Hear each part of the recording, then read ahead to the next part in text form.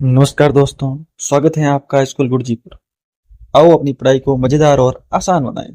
तो चलिए शुरू करते हैं आज की ये क्लास। इस जगह का नाम ही अपने आप में उस दौर की औद्योगिक और सांस्कृतिक पहचान का एक बहुत बड़ा सुराग है। नाम में ही सुराग है, वो कैसे? देखिए, कालीबंगा शब्द दरअसल दो हिस्सों से बना है।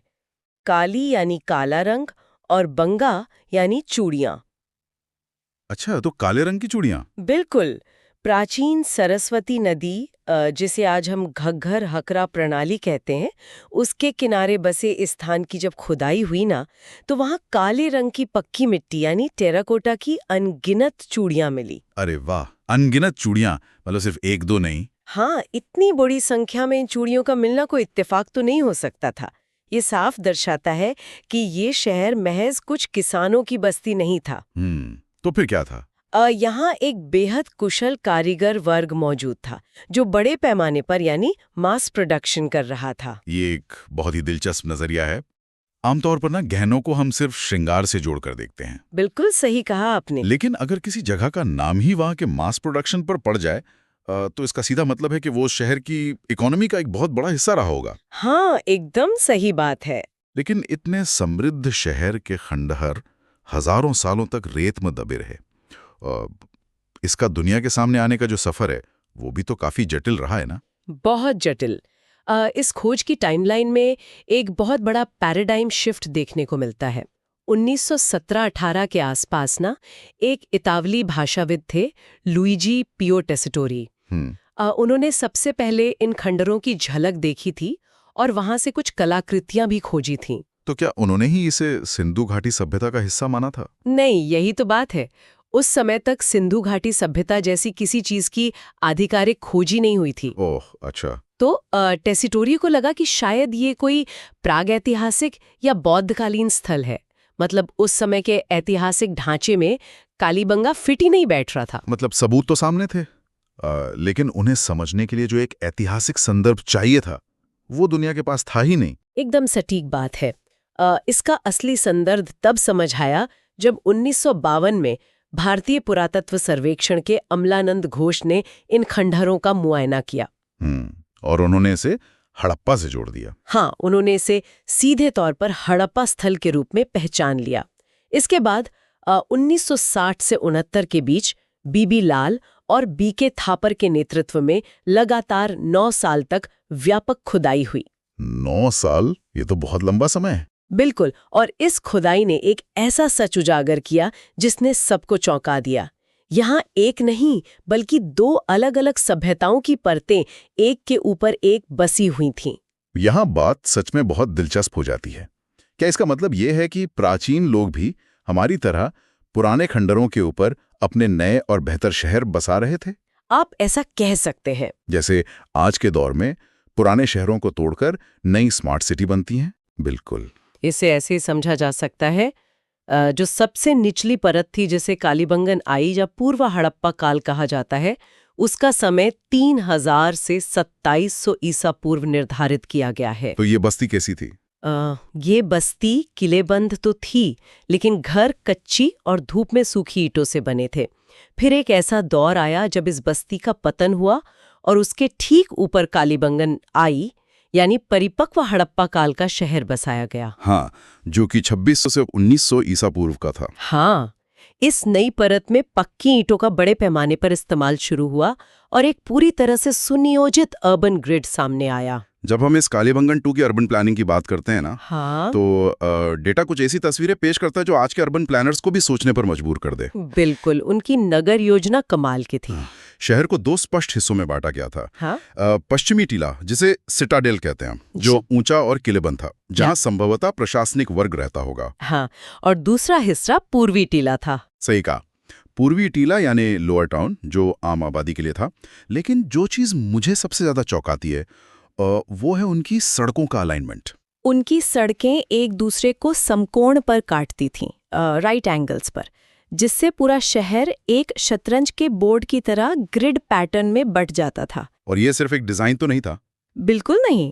आधुनिक रिसर्च बताती है कि इस तरह का अलाइनमेंट ना हवा के बहाव को नियंत्रित करने के लिए भी काम आता है।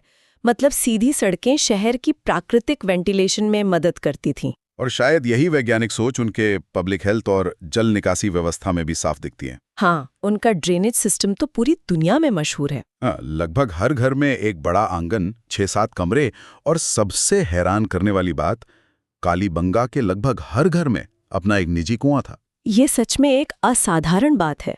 सोचिए जरा, 4500 साल पहले हर घर में अपना प्राइवेट वाटर सप्लाई और एकदम सीधी सड़कें। क्या हम आज के ट्रैफिक और जल संकट को देखकर कह सकते हैं कि हम उनसे ज्यादा स्मार्ट हैं? शायद नहीं। यहाँ एक और भौगोलिक पहलू जुड़ता है। कालीबंगा जिस नदी के किनारे बसा था, उसका बहाव शायद उस समय भी थोड़ा अस्थिर रहा होगा। तो उन्होंने खुद को बचाने के लिए ये कुएं बनाए। हाँ, ग्राउंड वाटर को टैप करके हर घर में एक कुआं बनाना एक बहुत ही सोची समझी सर्वाइवल स्ट्रैटेजी थी। और पानी की निकासी के लिए उन्होंने पक्की ईंटों की नालियां बनाई। पक्की ईंटें ही क्यों? क्योंकि कच्ची ईंटें पानी के लगातार बहाव से गल सकती थीं। ये दिखाता है कि उन्हें मटेरियल साइंस की कितनी गहरी समझ थी। बिल्कुल। अब एक इतने बड़े और सुनियोजित शहर को चलाने के लिए भारी मात्रा में संसाधनों और एक मजबूत इकोनॉमी की जरूरत पड़ती है। बिना भोजन के तो कोई भी स्मार्ट सिटी नहीं चल सकती। सही बात है। और कालीबंगा के लोगों ने इसे कैसे हासिल किया? इसका सबूत शहर की 4 दीवारी के बाहर मौजूद था। हाँ, यहाँ जो सबसे दिलचस्प बात है वो ये है कि शहर के दक्षिण पूर्व में 2800 ईसा पूर्व का एक जुता हुआ खेत मिला है। और ये दुनिया का सबसे पुराना जुता हुआ खेत है ना? बिल्कुल। दुनिया में इससे पुराना कोई जुता हुआ खेत आज तक दर्ज नहीं हुआ है। इस खेत की जो संरचना मिली है वो कृषि विज्ञान का एक मास्टर क्लास है। वो कैसे? खेत में हल चलाने की रेखाएं एक दूसरे को समकोण पर काटती हुई मिली हैं। एक सेट की रेखाओं के बीच की दूरी ज्यादा है और दूसरे सेट की रेखाओं के बीच की दूरी कम है। अच्छा, तो ये डबल क्रॉपिंग का सबूत है? हाँ, ये एक ही समय में 2 फसलें उगाने का अचूक प्रमाण है। और दिलचस्प बात यह है कि चौड़ी दूरी वाली रेखाओं पर सरसों उगाई जाती थी और कम दूरी वाली रेखाओं पर चना, जो कि आज भी एक परफेक्ट कॉम्बिनेशन माना जाता है। बिल्कुल। चने की जड़ें गहरी जाती हैं और मिट्टी को फायदा पहुंचाती हैं, जबकि सरसों की जड़ें उतली होती हैं। दोनों फसलें एक दूसरे से मुकाबला नहीं करती। एकदम सही। तो क्या ये प्राचीन लोग बिना किसी एग्रीकल्चरल यूनिवर्सिटी के ही फसल चक्र यानी क्रॉप रोटेशन और अंतर्राष्ट्रीय एक्सपोर्ट के मास्टर थे? ये पीढ़ियों के प्राकृतिक अवलोकन और प्रकृति के साथ गहरे तालमेल का ही नतीजा था। वो सिर्फ बारिश पर निर्भर नहीं थे, बल्कि सिंचाई के कृत्रिम साधन भी थे उनके पास। और ऊंटों का इस्तेमाल भी तो होता था ना? हाँ, ऊंट की हड्डियों के जो प्रमाण मिले हैं वो बताते हैं कि भारी भरकम कृषि कार्य और परिवहन के लिए ऊंटों को पाला जाता था। इसके साथ ही उनका व्यापारिक नेटवर्क भी बहुत जबरदस्त था। पत्थर के औजार बनाने के लिए कच्चा माल पाकिस्तान की रोहिणी पहाड़ियों से आता था, और तांबे के लिए वे राजस्थान की खेतरी खदानों का उपयोग करते थे। मतलब उनका व्यापार काफी दूर तक फैला था। अंतर्राष्ट्रीय व्यापार भी था। मेसोपोटामिया की एक बेलनाकार मोहर वहां से मिली है। बिल्कुल। और वहां से एक शानदार तांबे का बैल भी मिला है, जो धातु विज्ञान में उनकी महारत को साबित करता है। जब पेट भरा हो और व्यापार अच्छा चल रहा हो ना, तभी समाज कला, विज्ञान और बच्चों के खेल पर ध्यान दे पाता है। ये तो है। कालीबंगा की रोजमर्रा की जिंदगी इसके कई उदाहरण देती है। हाँ, पुरातात्विक रिपोर्ट्स में उनके बर्तनों को फैब्रिक ए से लेकर फैब्रिक एफ तक 6 अलग-अलग श्रेणियों में बांटा गया है। ये 6 श्रेणियों का वर्गीकरण ना दरअसल उनके उत्पादन के मानकीकरण को दिखाता है। मानकीकरण मतलब स्टैंडर्डाइजेशन। हाँ, हर फैब्रिक की अपनी एक अलग भौतिक पहचान थी। जैसे कुछ बर्तन बहुत मजबूत होते थे जिन पर बैंगनी रंग की चमक होती थी, और कुछ पर तितलियों के चित्र भी तो बने थे ना? बिल्कुल, जो उनकी कलात्मक समझ को दर्शाता है। महिलाएं सीप और तांबे के साथ काली मिट्टी की चूड़ियां पहनती थीं और हाथी दांत की कंघी का इस्तेमाल करती थीं। और बच्चों के लिए? बच्चों के लिए मिट्टी की बैलगाड़ी, पहिए और एक बेहद अनोखा प्याला मिला है जिसका आकार गाय के मुख जैसा है। अरे वाह, गाय के मुख जैसा। हाँ, जिसे शायद बच्चों को दूध पिलाने के लिए डिजाइन किया गया था। ये सब एक बहुत खुशहाल जीवन की तस्वीर बनाते हैं। लेकिन इसी जीवन को बचाने के लिए उन्होंने जो चिकित्सा विज्ञान विकसित किया, वो शायद सबसे बड़ी खोज है। आप ट्रेपेनिंग की बात कर रहे हैं ना? बिल्कुल। एक्सपर्ट स्रोतों से जो सबसे चौंकाने वाला तथ्य सामने आया है, वो एक बच्चे की खोपड़ी है। हाँ, उस खोपड़ी में कई गोल छेद किए गए थे और ये कोई चोट नहीं थी बल्कि ट्रेपेनिंग नामक एक जटिल ब्रेन सर्जरी थी। रुकिए, 2600 ईसा पूर्व में ब्रेन सर्जरी? आज भी न्यूरो सर्जरी को सबसे जटिल माना जाता है। सही बात है। क्या उनके पास मानव शरीर रचना का इतना गहरा ज्ञान था, या वे कुछ प्रयोग कर रहे थे? ये तो किसी साइंस फिक्शन फिल्म जैसा लगता है। ये विज्ञान की सच्चाई है। और सबसे बड़ी बात यह है कि उन छेदों के किनारों पर घाव भरने के निशान मिले। घाव भरने के निशान? मतलब वो बच्चा सर्जरी के बाद जिंदा रहा? हाँ, हड्डी का इस तरह से भरना तभी संभव है जब वो व्यक्ति सर्जरी के बाद जीवित रहे। ये अकाट्य प्रमाण है कि वो जान बचाने में सफल भी हो रहे थे। तो जो समाज जीवन को इतने करीब से समझता था, वो आत्मा और ईश्वर के बारे में क्या सोचता होगा? यहाँ कालीबंगा की कहानी हड़प्पा के बाकी शहरों से बिल्कुल उलट हो जाती है। वो कैसे? बाकी जगह मातृ देवी की मूर्तियों की भरमार है, लेकिन कालीबंगा में मातृ देवी की पूजा का एक भी प्रमाण नहीं मिला। एक भी नहीं? तो फिर वो किसकी पूजा करते थे?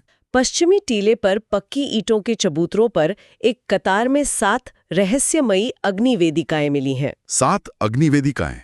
इनका ढांचा कैसा था? इनके भीतर राख और कोयले के अवशेष मिले हैं और हर कुंड के ठीक बीच में मिट्टी का एक बेलनाकार स्तंभ था। अब पूजा करते समय लोग पूर्व दिशा की ओर मुंह करके बैठते थे। हाँ, और यज्ञ में पशु बलि के भी तो सबूत मिले हैं ना? बिल्कुल।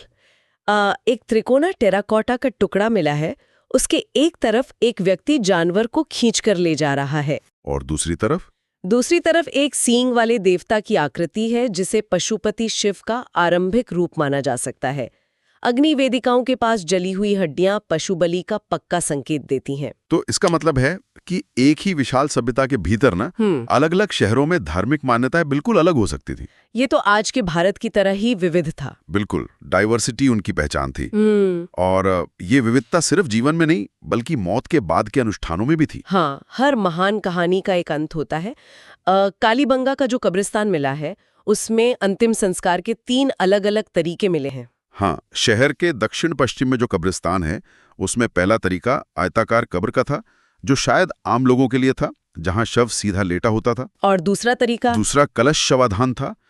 इसमें एक गोलाकार गड्ढे में कलश रखा जाता था, जो संभवतः निचले तबके के लिए था। लेकिन जो तीसरा तरीका है वो मुझे सबसे ज्यादा हैरान करता है। अंडाकार प्रतीकात्मक कब्र। हाँ, प्रतीकात्मक कब्र। मतलब उस कब्र के अंदर कोई मानव कंकाल था ही नहीं, सिर्फ आभूषण और बर्तन थे, जो कि सीधे तौर पर पुनर्जन्म या मृत्यु के बाद के जीवन का प्रतीक है। इतनी उन्नत सभ्यता, उसका पतन कैसे हुआ? क्या किसी युद्ध से? नहीं, कालीबंगा का अंत किसी युद्ध से नहीं, बल्कि प्राकृतिक आपदाओं से हुआ। जैसे कि भूकंप? हाँ, कालीबंगन आई का पतन 2600 ईसा पूर्व के भयानक भूकंप से हुआ। और आपको जानकर हैरानी होगी कि यह दुनिया में दर्ज सबसे पहला भूकंपीय साक्ष्य है। दुनिया का सबसे पहला दर्ज भूकंप? और कालीबंगा 2 का अंत कैसे हुआ? उसका अंत जलवायु परिवर्तन के कारण हुआ। घग्गर हकरा नदी धीरे धीरे सूख गई, जिससे खेती असंभव हो गई और लोगों को शहर छोड़ना पड़ा। ये बहुत ही डराने वाला है। प्रकृति के सामने कोई भी स्मार्ट सिटी नहीं टिक सकती। क्या आज जलवायु परिवर्तन का सामना कर रही हमारी आधुनिक दुनिया के लिए कालीबंगा एक सीधी चेतावनी है? बिल्कुल, एक चेतावनी है। आज 1983 में स्थापित भारतीय पुरातत्व सर्वेक्षण का कालीबंगा म्यूजियम हमें इसी गौरवशाली अतीत की याद दिलाता है। हाँ। अगर हम इसे समेटें तो कालीबंगा की 4 सबसे अनोखी बातें सामने आती हैं। पहला, विश्व का सबसे पहला जुता हुआ खेत। दूसरा, सबसे पुराना दर्ज भूकंप। तीसरा, 7 रहस्यमयी अग्निवेदिकाएं। और चौथा, 6 विशिष्ट प्रकार के बर्तन जो उनके उन्नत उत्पादन को दर्शाते हैं। ये सिर्फ खंडहर नहीं, हमारे पूर्वजों की बुद्धिमत्ता का सबूत है। बिल्कुल सही कहा आपने। इस चर्चा के बाद ना एक बड़ा सवाल जहन में आता है। वो क्या?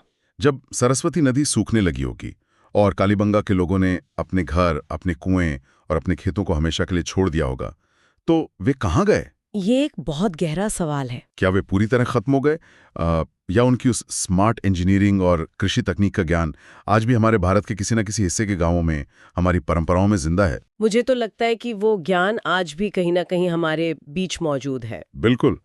तो अगली बार जब कोई सीधी सड़क या पक्की नालियां देखे ना, तो सोचिएगा कि इसकी शुरुआत कहाँ से हुई थी। इसी विचार के साथ आज का ये डीप डाइव हम यहीं समाप्त करते हैं।